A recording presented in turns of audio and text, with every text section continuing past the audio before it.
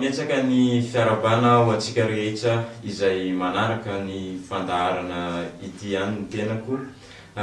Tsika moa dia mbola ao anatin'ny volana masina Ramadan tanteraka amin'izao fotoana izao. Ao anatin'ity tapan'ny faharoa ity dia mbola miaraka amin'ny Sheikh Salimo Atsany isika hiaraka hiresadresaka mahakasika an'izany volana masina Ramadan izany. Tonga soa ianao Sheikh eto amin'ity fandaharana ity. Bismillahirrahmanirrahim. Alhamdulillahi rabbil alamin wa sallallahu ala sayyidina Muhammad wa ala alihi at-tayyibin at-tahirin. Deras voninahitra atolotra Andriamanitra subhanahu wa ta'ala izay nanometsika fahombiazana mbola ahafahantsika hifampitafa indray mandeha amin'ny alalany ity fandaharana ity. Ary koa tsodrano ny hoan'ny mpaminantsika Muhammadun sallallahu alaihi wa alihi wa sallam. Ito ny tenako dia makasitraka namana Ali ihany koa amin'izao fanasana indray mandeha izao. Ary miarahaba isika rehetra izay mpanaraka an'izao fandaharana izao amin'ny fiarabana masina feno fahasoavana sy voninahitra avy amin'ny Tompo Andriamanitra Laitsitoha izay manao hoe Assalamu alaikum wa rahmatullahi wa barakatuh. Makasitraka Sheikh. Ty tapany faharoa ty moa dia itsika hiresadresaka mahakasika ny mahazava-dehibe marina ny volana masina Ramadan izay iarahantsika amin'ny Sheikh Salimo izay. Tonga angambany Sheikh dia hiditra avy hatrany amin'ny fanontaniana aho satria ny fotoanantsika manapetra. Fanontaniana voalohany Sheikh, tiako mba hovalinao amin'ireo mpanaraka ny fandaharana dia hoe inona marina moa ilay tena mahazava-dehibe ny volana masina Ramadan, ary moa ve tao anatin'ny volana masina Ramadan io Sheikh nisy zavatra niseho ohatrany hoe fahagagana ve tao anatin'ny izany volana izany mahatonga anazy lasa manan-danja lehibe amin'ireo mpino Islam? Mankasitraka amin'izany fanontaniana izany.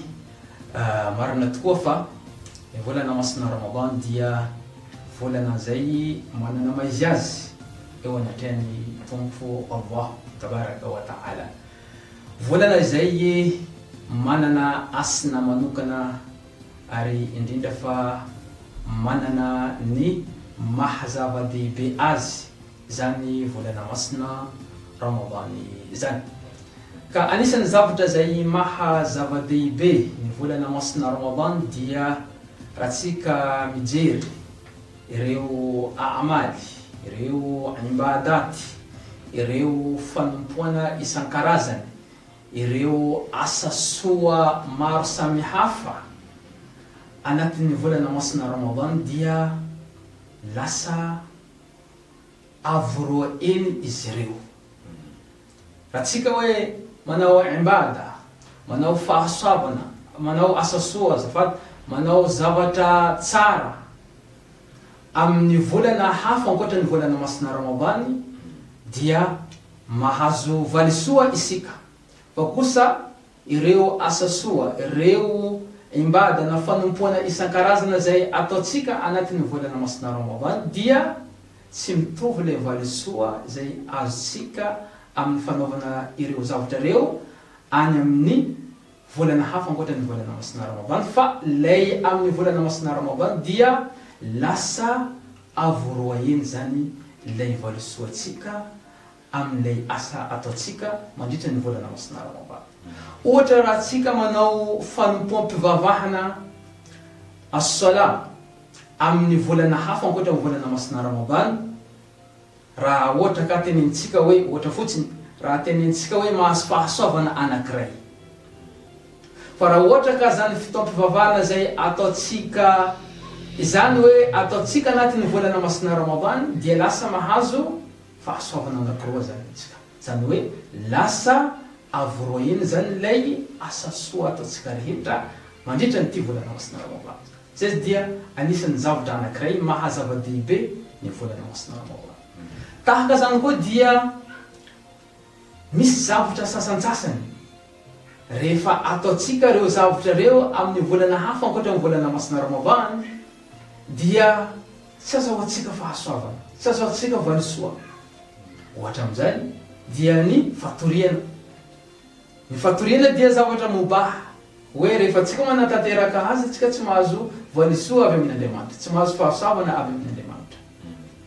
Raha ohatra ka amin'ny volana hafa zany ankoatra ny volana masina Ramadan. Fa kosa zany fatoriana zany raha ataotsika anatin'ny volana masina Ramadan dia lasa inona? Lasa imbada, lasa fanompoana, lasa azahoana valisoa. Ary manaprofo zany le tenin'ny mpaminantsika Muhammadun sallallahu alaihi wa alihi wa sallam zay manao hoe wa naumukum fihi imbada. Ny toromasinareo amin'ny volana masina Ramadan nambaran'ny mpaminantsika Muhammadun sallallahu alaihi wa alihi wa sallam dia lasa fanompoana. Tsy vita zay dia mpaminany mbola miteny koa manao hoe wa anfasukum tasbih. Le fofonenatsika dia lasa ino? Lasa tasbih. Raha ohatra ka hoe tsy azo hoe lazaina hoe fa tasbih le fofonenatsika amin'ny volana hafa ankoatra volana masina Ramadan dia ao anatin'ny volana masina Ramadan izany fofonena zany dia lasa tasbih, azahoana falisoa, azahoana fahasoavana. Ka zay zany dia anisan'ny zavatra zay manamariky ny volana masina Ramadan na koa zavatra zay mahazava-dehibe ny volana masina Ramadan. Ary misy zavatra nitranga ihany koa tamin'ny volana masina Ramadan araka zay fanontaniana zay napetraka anao teo ho avy misy zavatra nandalo, zavatra nitranga tao anatin'ny volana masina Ramadan na maro ny zavatra zay nitranga tao anatin'ny volana masina Ramadan. Anisan'ny trangan-javatra zay misy ao anatin'ny volana masina Ramadan dia zany volana masina Ramadan zany dia volana anankiray nidinan'ny boky masina Al-Quran al-Karim. Tsika mahafantatra fa rehefa zavatra anankiray zany misy irtibat, misy fifandraisana amin'ny boky masina Al-Quran al-Karim, io zavatra io dia manana maha-izy azy, manana voninahitra manokana. Ninona zavatra rehefa mifandray amin'ny boky masina Al-Quran dia manana maha-izy azy, manana voninahitra manokana zany zavatra zany.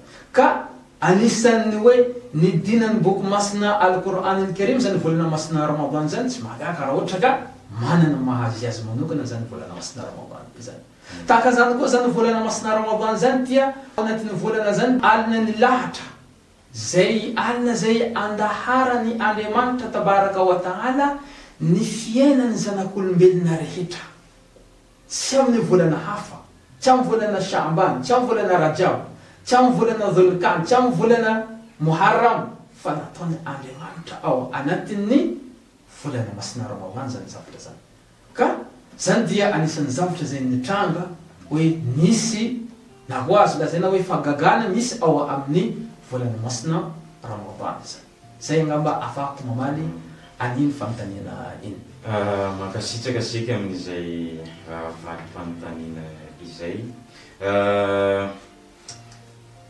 Tonga angambany seky dia hiditra amin'ny fanontaniana faharoa izao. Raha ohatra jerentsika seky ireo mpino islamo samy manana ny toerana misy azy ireo tsirairay avy. Zany hoe samy ao anatin'ny fiarahamonina misy azy ireo tsirairay avy ireo mpino islamo. Ka avy amin'izany indrindra seky ny mahatonga zao mametsaka nyity fanontaniana faharoa ity hoe moa ve seky ireo mpino islamo manatanteraka n'ilay fifehezana, moa ve izy ireo amin'ny lafin'ireo eo amin'ny fiarahamonina tsy misy sakana amin'izy ireo ve manatanteraka n'ilay fifehezana eny amin'ny fiarahamonina misy azy ireo, satria possible ny mpino islamo anankiray raha ohatra izy eny amin'ny faritra misy anazy na eny amin'ny toerana misy ny toerana hipetrahany zay, maro ireo olona mety tsy anatanteraka n'izany fifehezana izany eo akaikina izy ireo. Ka izay indrindra mahatonga ana manontany hoe moa ve tsisy fiantsaikany amin'ilay fanateterahana nireo mpino silamo ny fifezana ny fiarahamonina izay misy azy ireo. Tsara fipetraka ilay fanontaniana ary tokony tsara ho fantotra koa zany valin'ny fanontaniana izany. Mazava ho azy fa ny fanatanterahan'ny mpino silamo ny fifadian-kanina mandritra ny volana masina Ramadan dia tsy sakana velively amin'ny fifandraisana amin'ny mpiarabelona, ary au contraire hoe tokony hoe mampirisika na koa tokony hoe mampisy fifandraisana bebe kokoa mihitsy zany volana masina Ramadan zany amin'ireo mpiarabelona. Tokony mampisy fifandraisana bebe kokoa mihitsy zany fifadian-kanina zany amin'ny volana masina Ramadan eo amin'ny mpiarabelona. Ka noho zany dia tsy sakana velively ny fanatanterahana ny fifezana na fifadian-kanina amin'ny volana masina Ramadan amin'ny fifandraisana amin'ny mpiarabelona zany. Ary ny fifadian-kanina dia araka nambarako teo dia mampirisika ny mpino silamo ifandray bebe kokoa amin'ny mpiarabelona. Zany mahatonga isika raha tonga ny volana masina Ramadan dia mahita ny andian'ny mpino maromaro dia mifandray bebe kokoa amin'ny mpiarabelona, na amin'ny mpino silamo namany na amin'ny olo hafa. Hitanao maro ny mpino silamo dia tonga izy ireo mandeha mizara fanampiana amin'ny mpiarabelona, na mpino silamo zany na tsy mpino silamo dia mizara fanampiana izy ireo amin'ny mpiarabelona. Satria ny volana masina Ramadan dia mampirisika ny olona, mampirisika ny mpino ifandray bebe kokoa amin'ny mpiarabelona zany. Ka noho zany dia tsy sakana velively.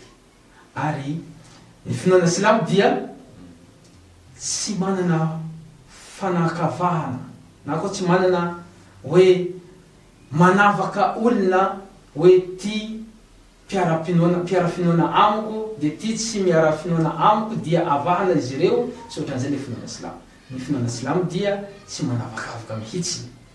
Ary zany mahatonga teny imamontsika Imam Ali alayhi salam laza mana hoe annasu sinfan imma akhun laka fi din wa imma nadhirun laka fi lkhalq. Nambarany Imam Ali alayhi salam ny olombelona dia misy karazana anankiroa, na izy io dia rahalahinao ara-pinoana, na izy io dia hoe olona zay mitovy aminao noho ny anareo samy olombelona, samy zavaboary. Ka noho zany dia ny finoana silamo tsy manavakavaka na aminiza na aminiza, afaka mifandray amin'ny olona rehetra, na amin'ny volana masina Ramadan io na amin'ny volana hafa ankoatran'ny volana masina Ramadan. Ka noho zany dia mazava ho azy tsy misy sakana velively hoe hifandray amin'ny mpiarabelona ny fanatanterahana zany fifihezana na fifadian-kanina zany mandritra ny volana masina Ramadan. Mankasitraka seky amin'izay valim-panontaniana nomenao izay. Fotoanatsika tsy dia hoe maro loatra seky fa manampetra ihany ny fotoana ahafahantsika hiresadresaka eto. Fanontaniana farany seky izay anisan'ny tena mety ho ao anatin'ny olona tsirairay avy eny amin'ny fiarahamonina eny, na aiza izany na aiza mety manitikitika anazy ireo ihany koa hoe moa ve ilay mpino silamo manatanteraka ny fifehezana sheikh tsy anisan'ireo mampijaly tena ihany, satria raha jerentsika hoe mandritra nyray volana izany tsy sakafo manomboka maraina jusqu'ariva enina de rano aza tsy afaka sotroin'ny olona anankiray, moa ve izay zavatra izay tsy anisan'ny mampijaly tena, fampijaly tena ho an'izy ireo izay zavatra izay sheikh? Ya, makasitraka ihany koa amin'izany fanontaniana izany. Ny valiny moa tonga dia fa tsoroko fa tsy anisany fampijalian-tena zany ny fifehezana na koa fifadian-kanina mandritra ny volana masina Ramadan. Ary au contraire zany anisan'ny fanomezana hasambarana ho an'ny vatana zany fifadian-kanina zany mandritra ny volana masina Ramadan na koa ankoatra ny volana masina Ramadan. Fa tsy hoe fanomezana fijaliana ho an'ny vatana, contraire nambarako teo, fanomezana hasambarana ho an'ny vatana.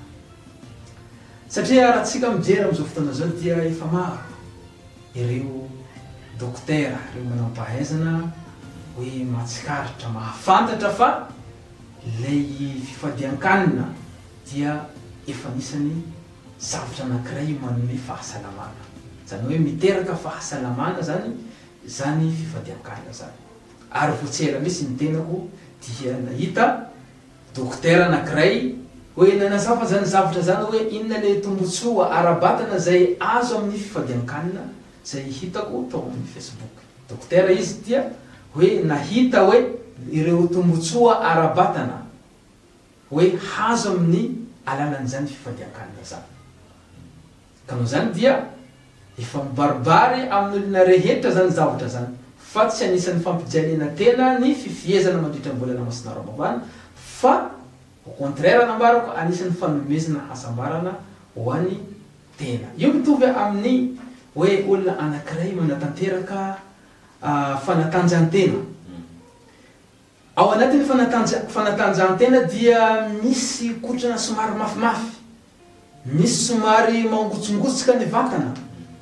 Fa kosa ao anatin'ny fanatanjahantena zany tsika rehetra mahafantatra fa anisany mahaela velona, anisany mahasalama, zany hoe misy tombotsoa lehibe le zavatra. Tahaka zany koa ao anatin'ny fifehezana zany fifadian-kanina. Mety misy somary otsokotsika henitsika anatin'izany fanatanterahana zany fifadian-kanina zany. Mety mahatsapa hoe faible atsika ao anatin'izany fanatanterahana fifadian-kanina zany. Fa kosa le vokatra avoakany zany zavatra zany dia tombotsoa lehibe ho an'ny vatatsika zanak'olombelona. Tsy vitan'izay ihany fa mbola ahitana tombotsoa koa zany zavatra zany dia ao amin'ny fanahitsika zanak'olombelona. Zany hoe ny fifadian-kanina dia misy tombotsoa ara-batana ary misy tombotsoa ara-panahy. Tombotsoa ara-batana fa nilazaintsika teo, ny dokotera maro efa mahafantatra makasika zany zavatra zay. Ary zany zavatra zany dia efa nilazain'ny mpaminany ihany koa tany aloha tany. Misy hadifin'ny mpaminany milaza hany hoe manaova fifehezana anareo dia ahazo ilay ino? Fahasalamana.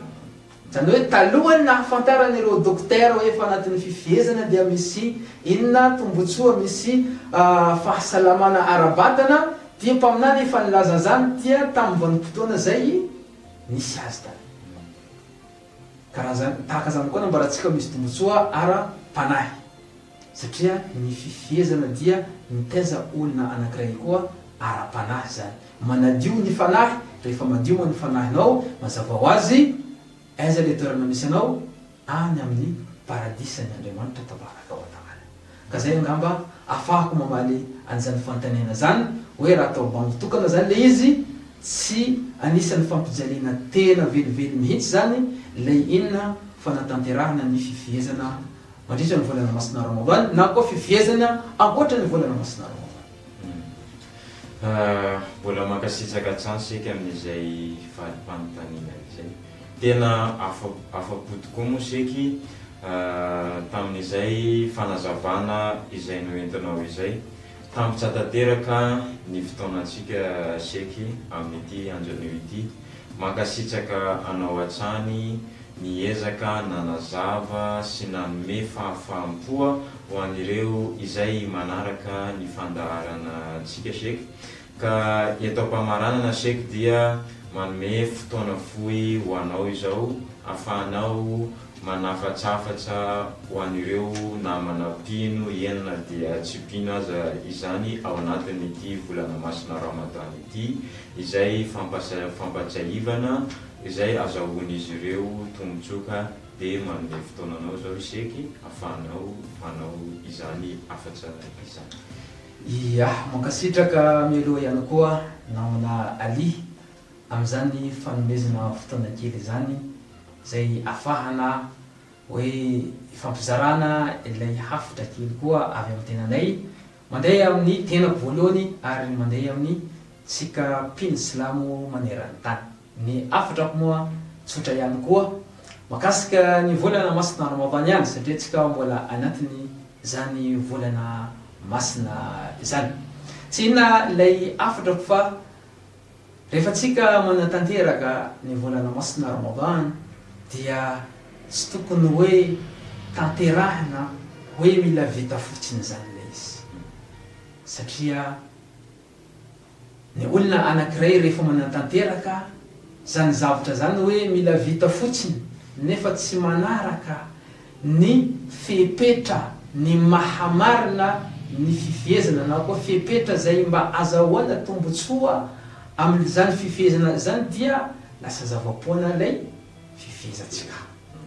Satria mantsy tsy kila olona rehetra manatanteraka fifehezana no ahazo valitsoa, na koa tsy kila olona rehetra manatanteraka fanompoana ahazo valitsoa.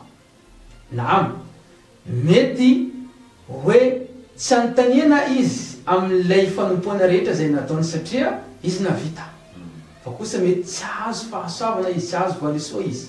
Io mitovy amin'ny mpampianatra anankiray, rehefa izy mampianatra dia izy dia rehefa manome exercice ho an'ny mpianatra anazy, rehefa tonga ny fotoana zay iverenina amin'ny école dia izy milaza hoe ho an'izay navita exercice dia maninona tsy mahazo sazy fa omena noty izy, ohatran'izao noty omena anazy.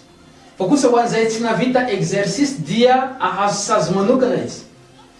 Fa kosa ao anatin'ny mpianatra vitsivitsy dia mety misy navita exercice fa kosa izy dia tsy navita, fa kosa le exercice nazy dia tsisy marina, tsy nanaraka le formule izy, tsy nianatra leçon izy, tsy marina avokoa le exercice nataony. Moa ve izy dia anisan'ny olona zay mahazo sazy sa tsy anisan'ny olona zay mahazo sazy? Mazava ho azy, tsy anisan'ny olona zay mahazo sazy izy. Satria maninona? Satria izy navita exercice fa le exercice nazy dia tsy marina, dia note fotsiny tsy azony, tsy mahazo le note zay tokony mezan'ny mpianatra izy satria tsy namarina. Fa olona zay hoe navita exercice no sady nahamarina no amezan'ny mpampianatra lay note tahaka zany koa lay fanaovantsika imbada, fanaovantsika fanompoana amin'ny Andriamanitra. Hoe mety navita fanompoana ianao fa kosa le fanompoana anao tsy nanaraka le fepetra zay takina, tsy nanaraka le zavatra zay lalana zay natorina Andriamanitra mazava ho azy, mety tsy anontaniany Andriamanitra anao amin'izany zavatra zay fa kosa mety tsy azahoanao valitsoa. Zay mahatonga Andriamanitra milaza anatin'ny boky masina Korana, rehefa tonga aminay nambarany asan'izy ireo dia ataonay na aparitika anay lasa vovoka. Nanao izy ireo fa kosa nataon'Andriamanitra ny asan'izy ireo lasa vovoka, tsisy zavatra ilana anazy zany. Ka tahaka zany koa le hoe hanatra kely zay avy amin'ny tenako hoe aoka ataotsika antsaka sy andavana le fifehezanatsika mba hahatonga isika ahazo zany valitsoa zany avy amin'ny Andriamanitra tabaraka wa taala. Zay angamba ny hafitra avy amin'ny tenako. Mafonja dia mafonja tokoa izany afatrany Cheikh Salim izany. Tapitra hatreto ny fotoanatsika, makasitraka antsika rehetra izay nanaraka tsy tapaka ny fandaharana, ary mankasitraka ihany koa ny ao amin'ny lafiny teknika Abdul Kadir izay nafahantsika nanao ity fandaharana ity, ary azadino ny manaraka hatrany ny pazitsika izay hita ao amin'ny paziny Abdul Kadir izay anarahanao an'ity fandaharana ity, ary azadino ihany koa ny mipartage izany na manisy ny j'aime mba ho anisan'ireo ahitana ireo namantsika tombotsoa ihany koa ny fahitana izany, ka mametraka ny veloma mandra-piona ho antsika rehetra indray. Wassalamu alaikum wa rahmatullahi wa barakatuh. Ya Ramadan Ramadan.